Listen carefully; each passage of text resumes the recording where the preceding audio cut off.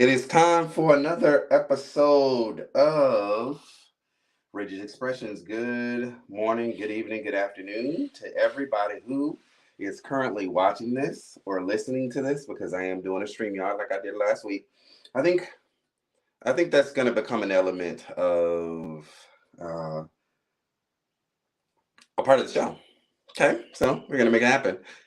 Look at the glasses. Gotten some new glasses here. Got a little bit of a brown tint. I'm really happy about it because the other glasses I had for 2 years and they were all scratched up. And I don't really know how I was able to see with those because they were crazy. Okay? They were crazy. So, what else is going on? Yesterday I had a nice meetup. I did my first notary meetup for the year. It was down in Tampa. It was really fun, really enjoyable. The gentleman Calvin Darville, shout out to him. He is an ambassador for loan signing systems, Mark Will's product. For those of you who are aware, who are in this community, Mark Wills is one of the guys that does really well, and by name recognition alone, a lot of people use him, and he also has a notary course that you can take and become certified as a notary.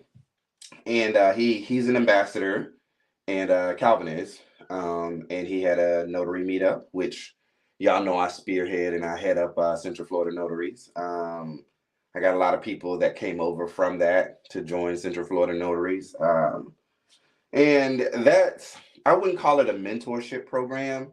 It's just something I do, and it's just something that I do to share knowledge with other people who were just like me starting. So it's really cool. Um, and I had fun. I was on cloud nine yesterday because I had so much fun. But this morning I was gone. I got up at like 6 o'clock because I had a real strange dream about damn. I hate repeating it, but rarely does the things that you dream about are realistic. It's an interpretation or whatever, or another meaning. But I dreamed that I just remember getting shot um, in the back of my grandmother's house in Albany that no longer is standing. I don't remember by, but I got shot, and then I had sleep paralysis. Those of you who are aware of that phenomenon, I had that, and I was trying to struggle to, sit up, and it woke me a little bit. So I've been up ever since then. That was about 6 o'clock this morning. So I am muddling through it.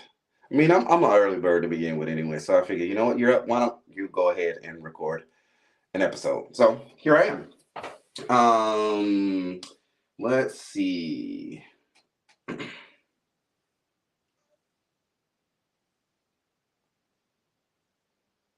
Y'all can't hear it over here, but the people on the podcast, if you're listening, you're going to be able to hear it. That was clapping. I'm actually recording it. It doesn't matter where I'm recording it, but I do have the ability to be able to add and edit sound. So you guys are probably like, what that got to do with identity slash respectability politics? Well, y'all know I like to just start randomly, coming right on into the topic. I can never go straight into the topic. I always start with some thoughts of mine from the very beginning. And I want to talk about this because I feel like respectability politics and identity politics have been coming up a lot. Before I get started on that conversation, though, what I'm going to do is I'm going to go over to my computer and I'm going to bring up what the definition of respectability politics and identity politics. So we have a frame of reference. Okay.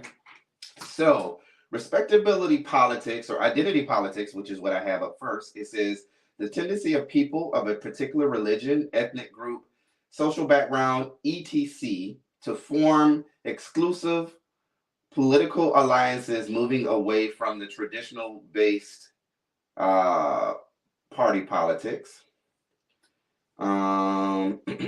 And then respectability politics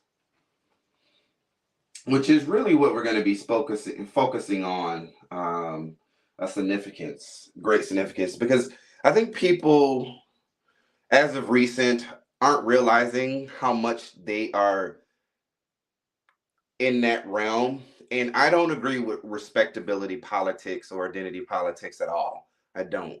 And we'll get into the meat and potatoes of why, because, um, yeah, I just think that we're going to get into it. So let's find out what respectability politics mean.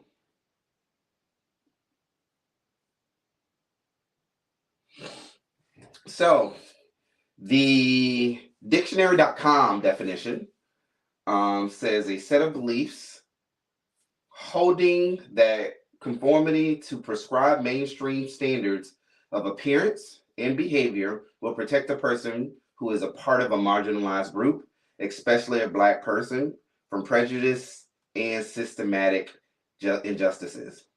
Black respectability politics embraces the illusion of a level economic playing field. Respectability politics place blame on groups who are already hindered by discrimination.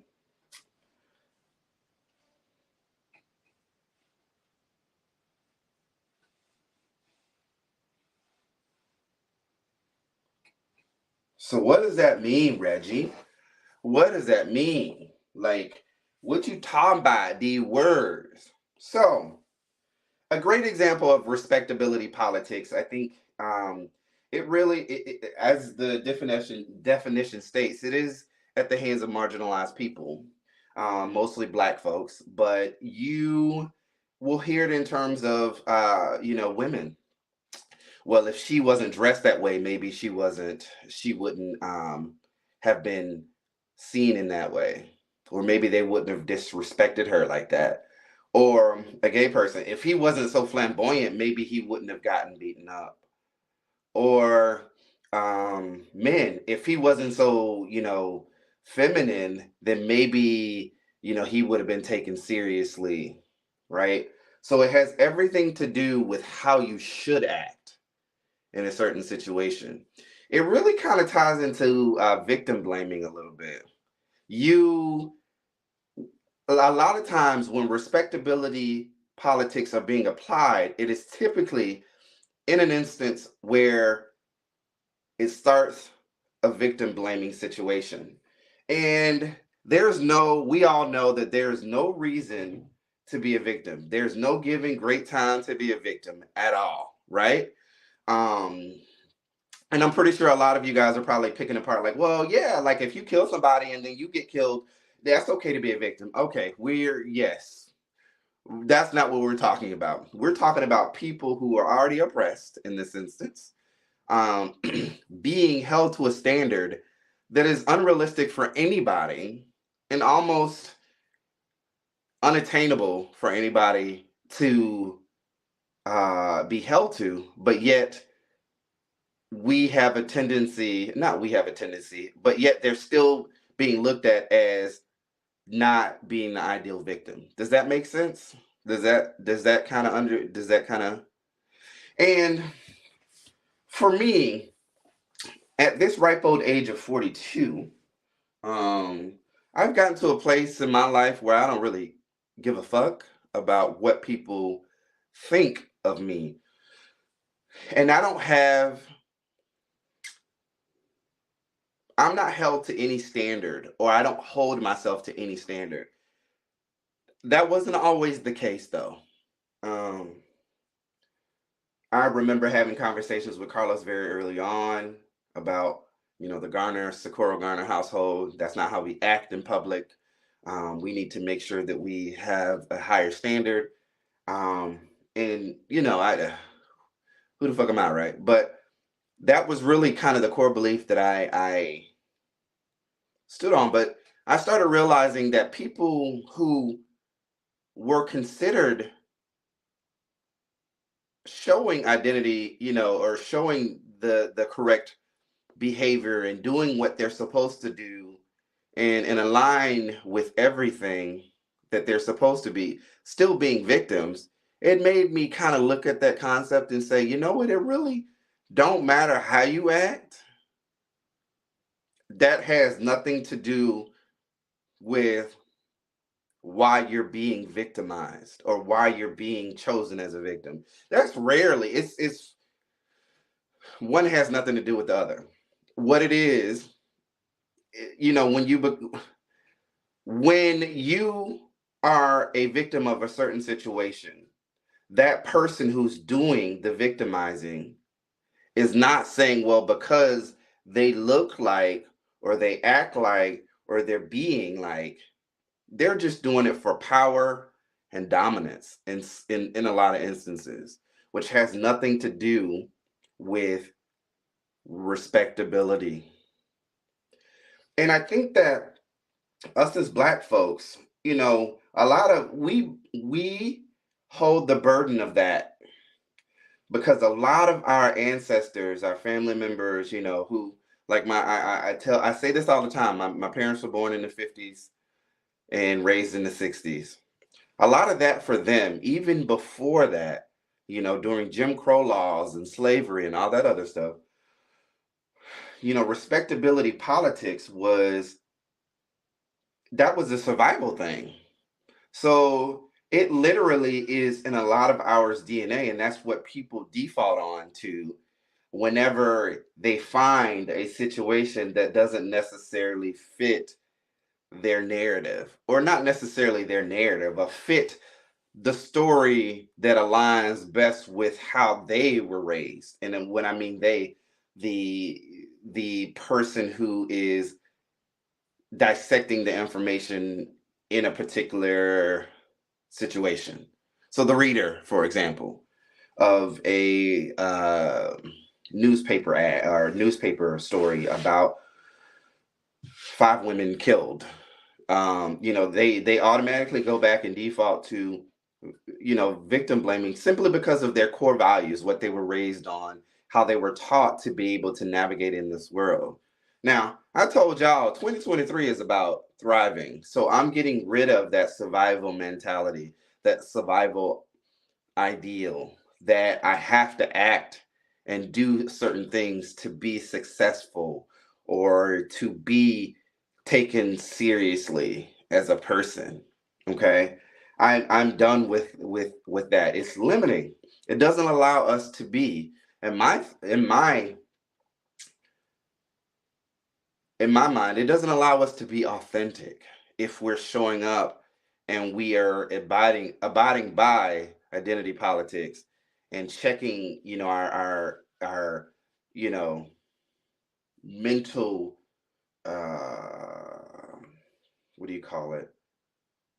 Outfit to make sure that it's palatable for other people. Now, you know, me as a person being gay, also being black, black first, um, I get that a lot. You know, and as growing up, well, you know, when people would find out that I was gay, they were like, "Oh, well, you're not like the normal." Or the regular gays, you know what I'm saying? That's a form of identity politics. That's them placing what they think gay people should act like on me, and then trying to put it off as a compliment, like, oh, and I'm supposed to be happy that I don't act like the other gays, like when I'm or you know, I was just thinking of other another example. Oh, you're pretty handsome for a black guy, or you're pretty, you know, good looking for a fat guy or whatever. By the way, 3 weeks into keto, so I've lost about 10 pounds. So I'm very happy about that. That's another episode. So are you guys kind of getting where identity plays a role in this?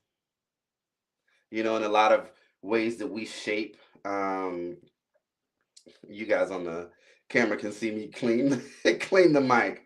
But do you guys see where that kind of plays a role in it?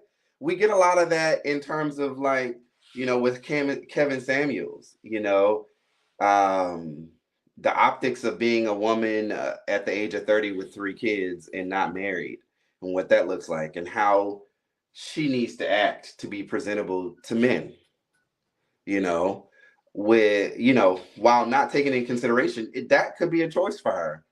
You know what I'm saying? That could be a literal choice that, hey, I don't want to date nobody right now. You know what I'm saying? It takes the choice of the person who's involved in that circumstance out. And that's not fair, cool, or calm.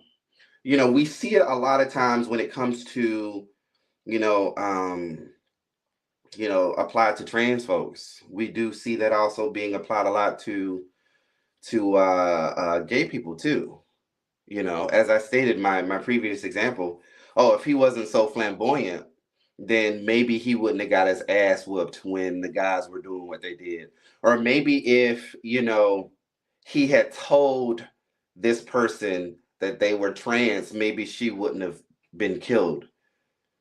And we all know that it doesn't, even if that was the case, like for example, that I'm just saying, and trigger warning to anybody who may be sensitive to this particular analogy, I'm apologizing firstly.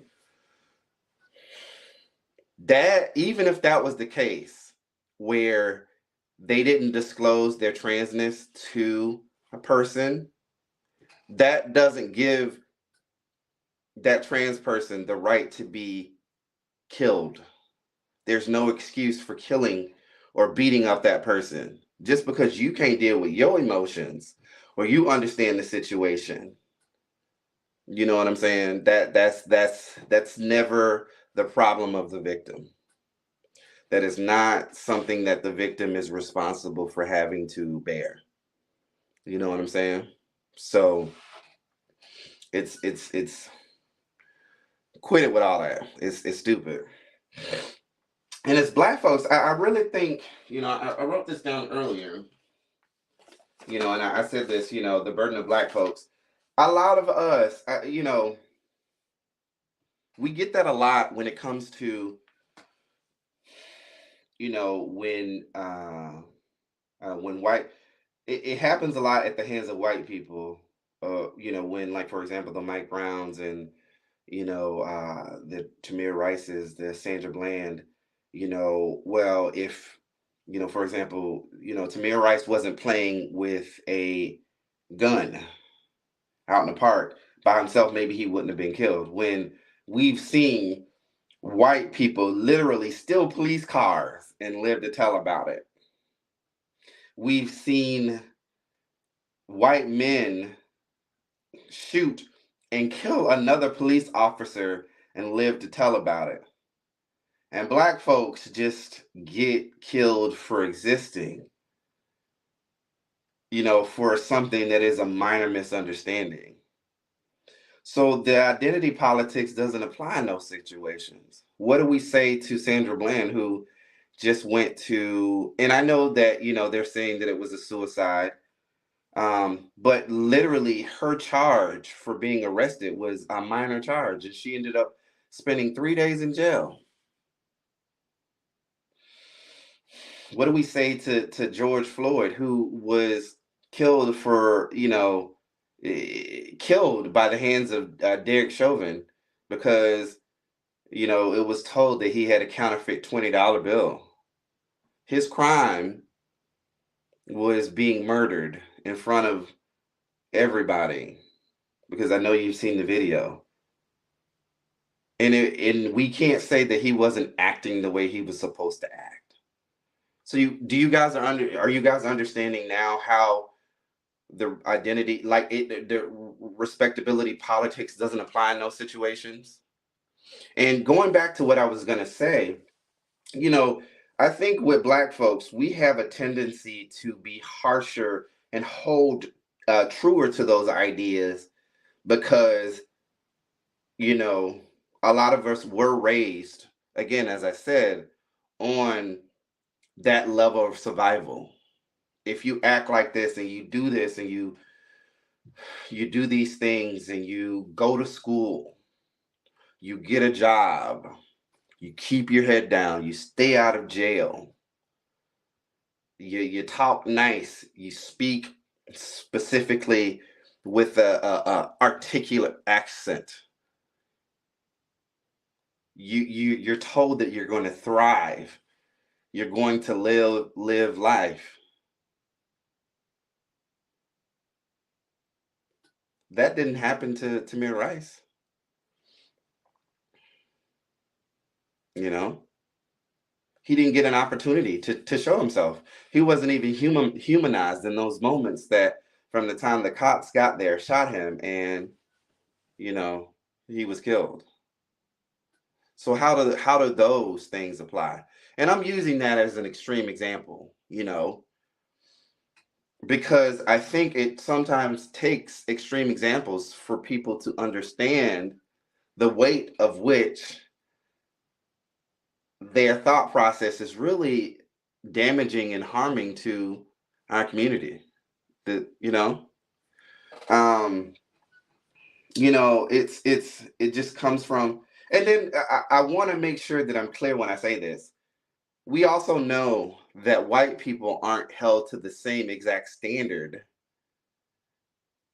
that black people are. There's not a certain code of conduct that white people have when they go out. Because when they go out, they can be crazy.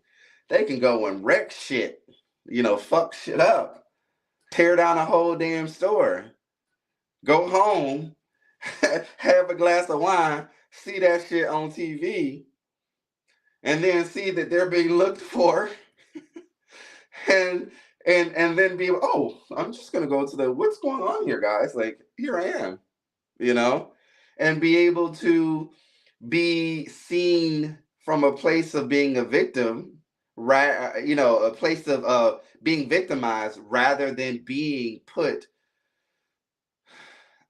being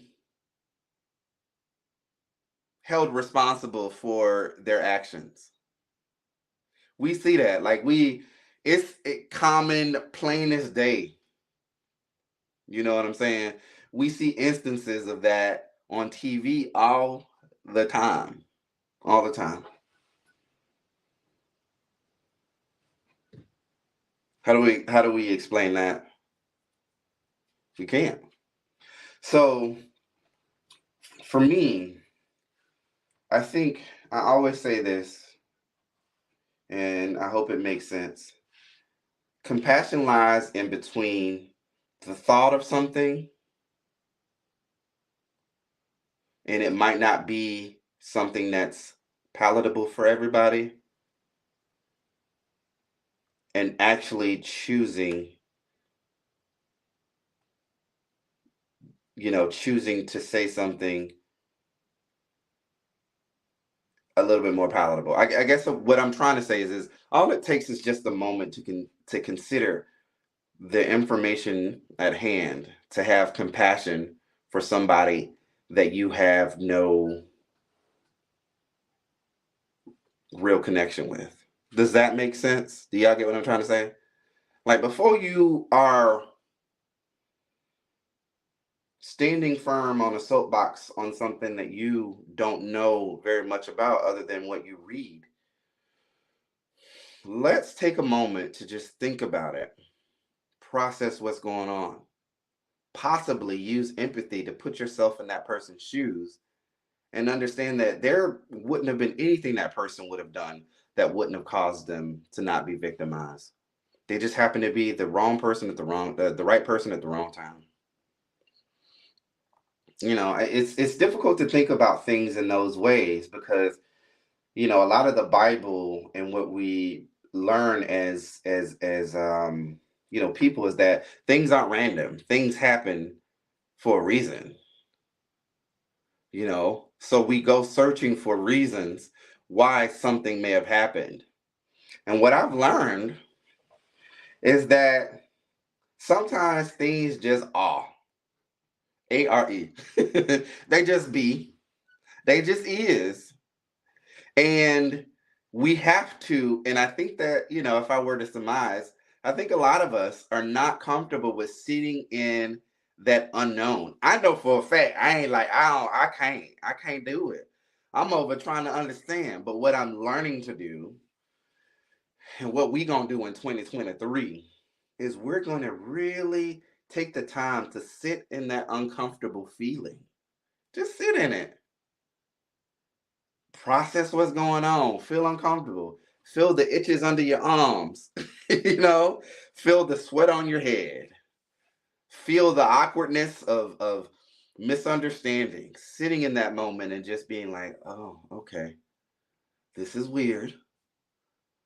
This is weird. What, what do I do? And just understanding that nothing needs to be done. Just let this take its course. Okay?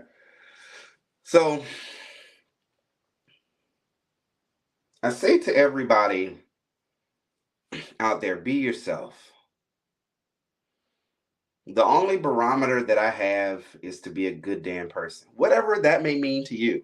Now, we ain't talking about extremes where people were taught that being a good person is actually bad things like killing folks, raping people, or doing other deplorable unhuman like qualities. We're not, there's no comparison. We know that that's not being a good person. So I don't have to explain what being a good person is. I just want to make sure, because there are going to be some people, what if you have to play to everybody, that just be a good person at the end of the day. Take the time to have the empathy to get to know the person that you're getting to know, looking beyond yourself and understanding that what you do ultimately does affect other people. As much as we don't think it do. And just being aware of your surroundings and taking time to process other people's process of what it is you're saying. I think I do a very good job of doing that. When I'm having a conversation with people, I'm looking at their body language, I'm looking at eyes, I'm looking at movement, I'm looking at, you know, how they're interacting.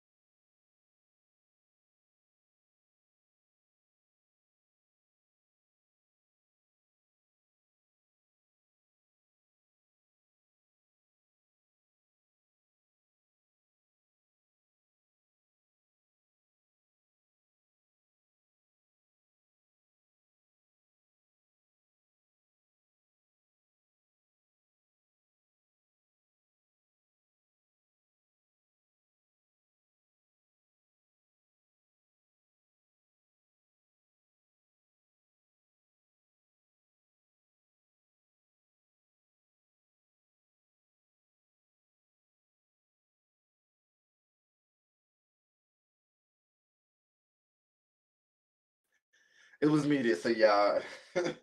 All right, so I'm back. Sorry about that. I do get calls. I am a notary, so I have an appointment here at 9:30. So I'm gonna be going to go do that.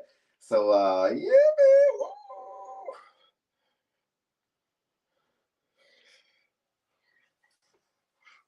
Y'all can hear it.